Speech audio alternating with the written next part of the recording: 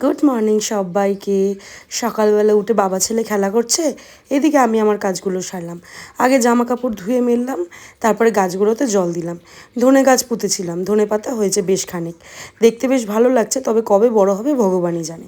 ব্রেকফাস্টের জন্য আজকে না সিম্পল কিছু বানিয়েছিলাম, তবে টেস্টি খেতে। প্রথমে পেঁয়াজ কাঁচা লঙ্কা কুচি করেছি, ওর মধ্যে দিয়েছি বেশ খানিকটা ছাতু, যাতে আমার বরে দুজনের হয়ে যায়। ওর মধ্যে একটু বিট নুন, একটু সাদা নুন, বেশি করে লেবুর রস আর জল দিয়ে ভালো করে গুলে নিয়েছি।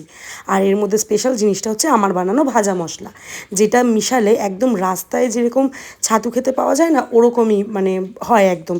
আমি কিছুদিন আগে খেয়েছি, তারপর থেকে আমার অ্যাডিকশানের মতো হয়ে গেছে ছাতুটা, বেশ ভালো লাগে এইভাবে খেতে। তো কিছুক্ষণ পরে বর চিপস এনেছিল, খেতে খেতে এদিকে রান্নাবান্নাও সেরে নিলাম। রান্নাবান্নার মধ্যে আজকে করেছিলাম নিম বেগুন। এই সময়টা না মা বলে খুব তিতো খাওয়া উচিত, তাই নিম বেগুন হোক উচ্ছে হোক করি।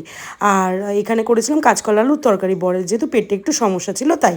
রান্নাবান্না সেরে তারপরে স্নান করে নিজেদের গাছের সমস্ত ফুল দিয়ে সুন্দর করে সাজিয়ে ঠাকুর দিলাম।